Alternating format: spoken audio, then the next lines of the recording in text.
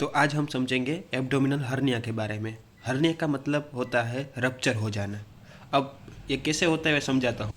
सोचो एक प्लास्टिक की बैग है, ठीक है। एक प्लास्टिक की बैग है। अब आप उसमें कुछ सामान डाल रहे हो, ठीक है। अभी सामान इतना ज़्यादा नहीं है तो प्लास्टिक की बैग उसका पूरे का पूरा वेट उठा सकती है, ठीक है। उसको कुछ नहीं होगा प्लास्टिक की बैग को। पर आप सामान डालते ही जा रहे हो, ठीक है। सामान डालते ही जा रहे हो तो क्या होगा, जो उसका सबसे ज़्यादा वेट सहन करने वाला पार्ट होगा वो थोड़ा वीक होता जाएगा। वो थोड़ा वीक हो, सोचो कि अगर ये पार्ट है वो थोड़ा वीक होता जा रहा है। एक टाइम ऐसा आएगा कि आप और सामान डालोगे तो वो यहाँ से फट जाएगा। तो सिंप्लीफाई यही मैं समझाता हूँ कि ये जो प्लास्टिक की बैग है वो हमारी क्या है, एब्डोमिनल वॉल। और अंदर जो सामान आ रहा है वो या प्रेशर भी हो सकता है, वो उसके पॉजिटिव फैक्टर है। एक टाइम ऐसा पॉजिटिव फैक्टर आएगा कि जो उसकी एब्डोमिनल वॉल का ये पार्ट है उसको क्या कर देगा, वीक कर देगा। और जैसे ही वीक होगा एक दिन ऐसा आएगा कि उसके पॉजिटिव फैक्टर हर्निया में कन्वर्ट कर देंगे इस साइड को, ठीक है। अभी इतना समझ लिया आपने, तो अभी आपको बेसिक कॉन्सेप्ट समझ में आ गया कि हर्निया कैसे डेवलप होगा। तो हर्निया की डेफिनेशन क्या है, abnormal protrusion of abdominal viscous और टिश्यू। मतलब एब्डोमिन की बात कर रहे हैं हर्निया की, तो एब्डोमिनल ऑर्गन ही बाहर निकलेंगे। अगर एब्डोमिनल ऑर्गन नहीं निकले तो कुछ टिश्यू यानी कि पेरिटोनियम का कुछ पार्ट भी निकल सकता है, ठीक है। मोस्टली इसमें जो अकॉर्डिंग टू जो भी ऑर्गन निकलेंगे उस हिसाब से भी नाम दिया जाता है। कौन सी साइट पे निकलेंगे उस हिसाब से भी नाम दिया जाता है। तो अभी इतना याद रखो कि एब्डोमिनल विस्कस और टिश्यू एबनॉर्मल प्रोट्रूजन हो जाता है। कहाँ से होगा, तो मैंने बोला वीक स्पॉट से। वीक स्पॉट मतलब क्या, कि जो पूरे वॉल से पूरी वॉल नहीं टूट जाएगी, जो उसका वीक पार्ट होगा वो पहले टूटना स्टार्ट होगा। तो जो टूटेगा वहाँ से वो सब निकलना स्टार्ट हो गए, ठीक है। तो एब्डोमिनल वॉल के वीक स्पॉट से एब्डोमिनल विस्कस और टिश्यू का एबनॉर्मल प्रोट्रूजन हो जाना उसको क्या कहेंगे, एब्डोमिनल हर्निया, ठीक है। तो अभी एब्डोमिनल वॉल तो बहुत बड़ी है, ठीक है। तो उधर कौन कौन से जगह पे वीक स्पॉट है तो वो हमें पहले समझना चाहिए। अगर वो वीक स्पॉट हमें पहले पता चल गए तो हमें पता चल जाएगा कि यहाँ पे हर्निया होने का चांस है, बराबर। और अगर वहाँ पे हर्निया होगा तो उस हिसाब से हम उसको नाम देंगे, उस हिसाब से हम उसकी सर्जरी करेंगे, आगे सब कुछ हम उसके हिसाब से प्लान कर सकते हैं। तो वीक स्पॉट कौन से होते हैं, तो वीक स्पॉट मोस्टली क्या होगा कि कोई मसल का सबसे वीक पार्ट होता है, बराबर, वो पार्ट होगा। या फिर कोई मसल किसी और से सपोर्टेड नहीं है, जैसे कि अगर मैं डायग्राम से समझा दूंगा आपको कि मोस्टली अभी याद रखो कि वीक स्पॉट कौन सा होगा, एपोन्यूरोसिस और फेसिया, जिसको कोई सपोर्ट मसल नहीं मिल रहा है, मोस्टली स्ट्रेट मसल सपोर्ट नहीं मिल रहा है, ठीक है। तो वो हमारा बन जाएगा वीक स्पॉट। तो अभी मैंने एक एग्जांपल दिया है इंग्वाइनल रीजन, उसके साइड उसके बाजू में एक वीक स्पॉट होता है अम्बिलिकल रीजन, जो कि जो चिल्ड्रन होते हैं उनमें दिखाई देगा। लीनिया अल्बा का रीजन, वहाँ पे भी हर्निया होने का चांस है। वो कौन कौन से वीक स्पॉट है तो उसके बारे में डिटेल में हम आगे पढ़ेंगे, ठीक है। अभी हर्निया होता कैसे है, तो उसके दो मेन, मतलब कोई भी हर्निया होगा सिंपल एब्डोमिनल का तो उसके मेनली इन सब में से कोई ना कोई पॉजिटिव फैक्टर जवाबदार होगा ही। जैसे कि समझो कि एब्डोमिनल प्रेशर का बढ़ जाना, ठीक है। एब्डोमिनल प्रेशर बढ़ जाएगा तो एब्डोमिन के अंदर क्या होगा, मतलब प्रेशर आ जाएगा बहुत ज़्यादा। तो ऑर्गन प्रेशर के कारण एब्डोमिनल वॉल में क्या करेंगे, तो उसको वीक करने की कोशिश करेंगे। देखो जैसे मैंने बोला था कि एक थैली है, वो हमारी क्या है, एब्डोमिनल वॉल, और उसके अंदर जो सामान आ रहा था वो क्या है, ऑर्गन। तो अगर आप सोचो ऊपर से आप प्रेशर दे रहे हो तो ये छोटे छोटे चीज़ें भी क्या करेगी, वीक स्पॉट में प्रेशर डालेगी और उसको तोड़ने की कोशिश करेगी। तो समझ लो हर्निया कोई एक दो दिन में नहीं हो जाएगा, इसके कारण ये लॉन्ग टाइम कोई इंसान करता रहेगा, ठीक है।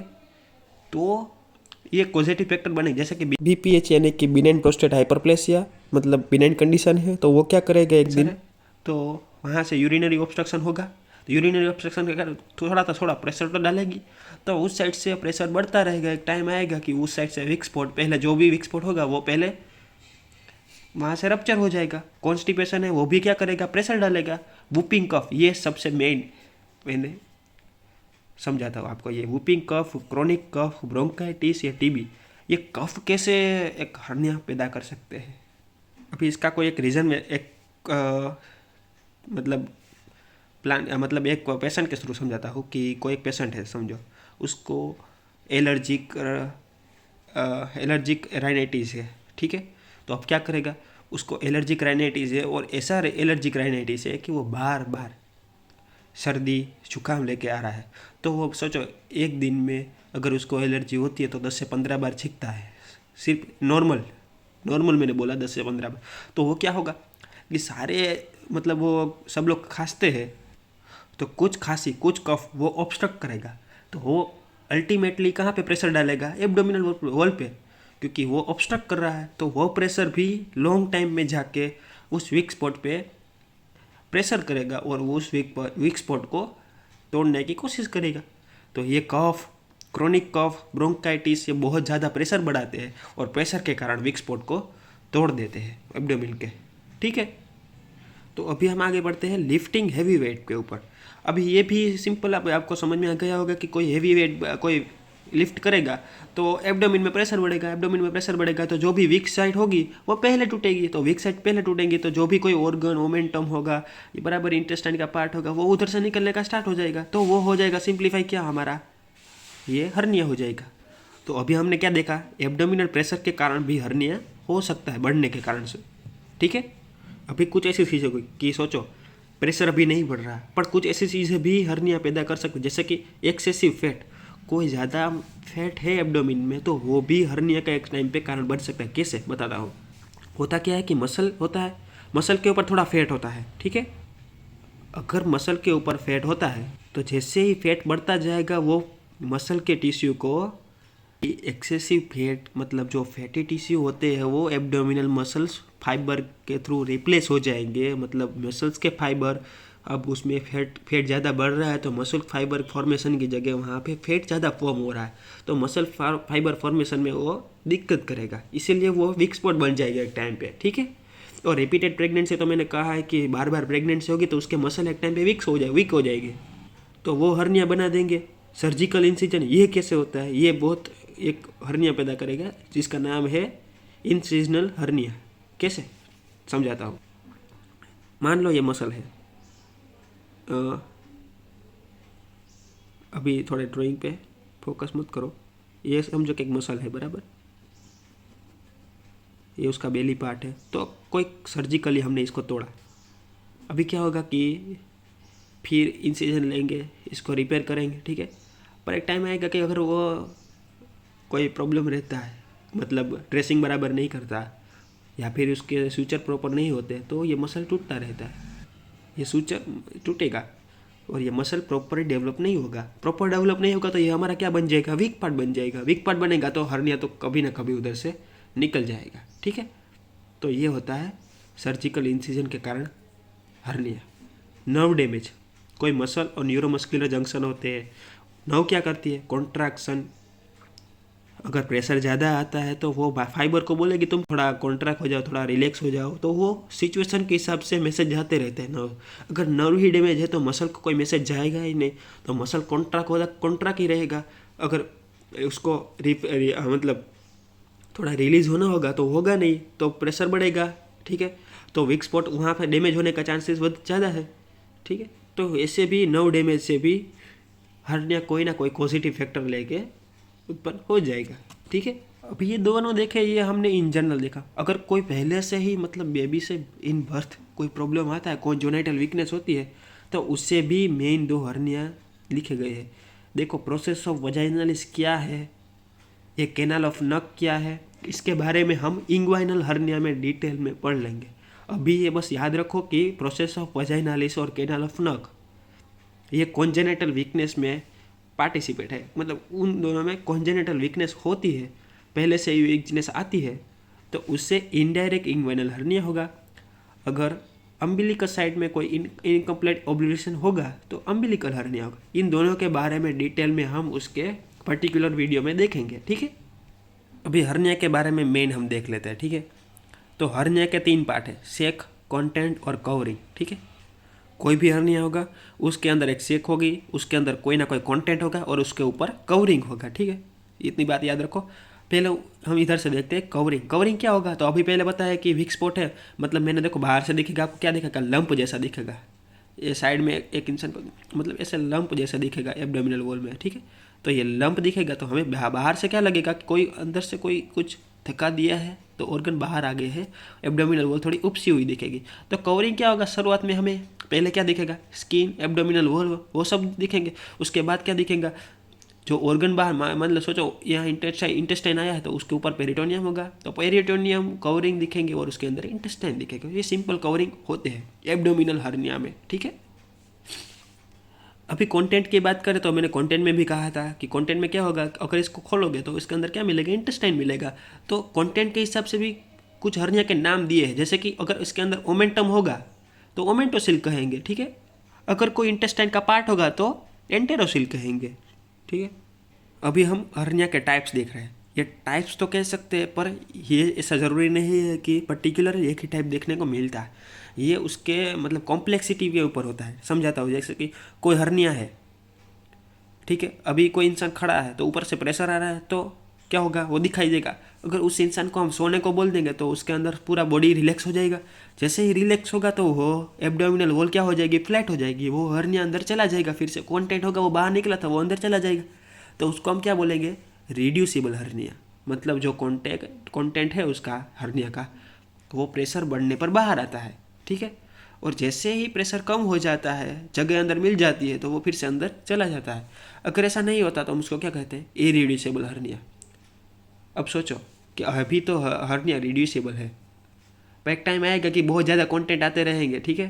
तो वो क्या कर देगा, इरिड्यूसिबल में कन्वर्ट कर देगा। तो इसीलिए अभी हम हर्निया का वो पार्ट देखते हैं, सेक वाला पार्ट। तो हर्निया के मोस्टली सेक के अंदर 4 चीज़ें होती है। एक माउथ होता है, ठीक है। माउथ मतलब ये देख रहे हो, माउथ अंदर से सब कंटेंट आते हैं। तो वो जो कॉन्स्ट्रिक्ट पार्ट होता है उसको नेक बोलते हैं। बीच वाला पार्ट को बॉडी बोलते हैं। और जो कुछ काम का नहीं, ऊपर सबसे ज़्यादा दिखता है, उसमें कुछ होगा नहीं, तो मतलब होगा, मतलब जो मेन पार्ट है वो तो बॉडी होगा, तो वो सब ऑर्गन। ऊपर जो दिखेगा सबसे टोच वाला पार्ट वो भंडस होगा, ठीक है। तो यही सब के ऊपर डिपेंडेंट होता है इसके टाइप्स। जैसे कि समझो अभी कुछ ज़्यादा पार्ट नहीं निकला है, और नीचे सारी जगह पर अभी प्रेशर बढ़ा है तो ये सब आ गया। अगर ये हर्निया प्रेशर कम होने पर फिर से चला जाएगा, एब्डोमिनल और फ्लैट हो जाएगी, तो रिड्यूसेबल। सोचो अगर इतना ज़्यादा कोई कंटेंट आ गया है, मतलब उसकी नेक बहुत ही छोटी है, तो वो अंदर जा नहीं पाएगा, फिर से आ गया है तो वो क्या हो जाएगा, इरिड्यूसेबल हर्निया हो जाएगा, ठीक है। और अभी सोचो कोई इंटेस्टाइन का पार्ट अंदर आ गया है सेक में, पर होता क्या है कि वो इंटेस्टाइन खुद ही अंदर ऑब्स्ट्रक्टेड है, ठीक है। तो ऑब्स्ट्रक्टेड होने के कारण उसकी नेक भी वैसे छोटी होगी, अंदर आ भी गया है, इधर ऑब्स्ट्रक्टेड है, तो वो खुद भी जा नहीं पाएगा, तो ऑब्स्ट्रक्टेड हर्निया हो जाएगा, ठीक है। तो ये सब एक कॉम्प्लेक्सिटी के ऊपर टाइप है, ठीक है। मतलब कोई भी सिचुएशन, कोई भी इंटेस्टाइन का पार्ट ले लो कि जो फिशिस को स्टोर कर रहा है अभी, तो वो फिशिस वाला पार्ट एक टाइम पे क्या करेगा, और फिशिस तो जा नहीं पाएगा, मतलब एकदम ऑब्स्ट्रक्टेड हो गया है, जा नहीं पा रहा है, तो उसको हम क्या कह देंगे, इनकैर्कुलेटेड हर्निया, ठीक है। अब स्ट्रेंगुलेटेड हर्निया। स्ट्रेंगुलेशन शब्द तो सुना ही होगा आपने। मतलब स्ट्रेंगुलेशन किसका होता है, कोई आर्टरी वेसल्स होती है, उसका ब्लड वेसल्स होती है, वो दब जाती है, तो उसका क्या हो जाता है, स्ट्रेंगुलेशन। अब सोचो इंटेस्टाइन है तो उसको भी कोई सप्लाई करने वाली आर्टरी तो होगी ना। मतलब सोचो कि कोई पार्ट है एब्डोमेन का, वो आर्टरी के साथ इधर आ गया, अब तो नेक तो छोटी है, तो एक टाइम आएगा कोई प्रेशर आएगा कि आर्टरी को भी प्रेशर लगेगा, आर्टरी भी इधर दब जाएगी, तो क्या हो जाएगा, स्ट्रेंगुलेशन हो जाएगा। ये इमरजेंसी कंडीशन है, ठीक है, कि कोई इंसान की आर्टरी इधर दब गई है, ना ही वो हर्निया रिड्यूस हो रहा है और ना ही आर्टरी का प्रेशर कम हो रहा है, तो उसको क्या बोलेंगे, स्ट्रेंगुलेटेड हर्निया। इसका ऑपरेशन तात्कालिक करना पड़ेगा, इमरजेंसी कंडीशन होगी इसलिए। अब सोचो कोई इन्फ्लेम पार्ट है इंटेस्टाइन का, वो अंदर आ गया है, कोई इन्फ्लेम चीज़ है, वो बढ़ती बढ़ती ये हर्निया प्रोड्यूस हो गई, और हर्निया में अंदर इन्फ्लेम पार्ट है तो उसको इन्फ्लेम्ड हर्निया बोलेंगे, ठीक है। तो ये सब जो हर्निया के टाइप थे वो किसके ऊपर थे, कॉम्प्लेक्सिटी के। अब उसके बारे में डिटेल में हम कहाँ पे आगे पढ़ेंगे, ठीक है। तो अभी तक हमारा जो एब्डोमिनल हर्निया का था वो सिर्फ सभी हर्निया का जो बेसिक कॉन्सेप्ट था वो मैंने आपको बता दिया, बराबर। अब हम उसके बारे में मतलब पर्टिकुलरली जो वीक स्पॉट से हो गए उस हिसाब से हम उसको नाम दिया है हर्निया को। जैसे कि इंग्वाइनल रीजन में होगा तो इंग्वाइनल हर्निया होगा, अम्बिलिकल रीजन में जो हर्निया होगा अम्बिलिकल हर्निया होगा। उस हिसाब से हम आगे डिटेल में उसके बारे में पढ़ेंगे, ठीक है।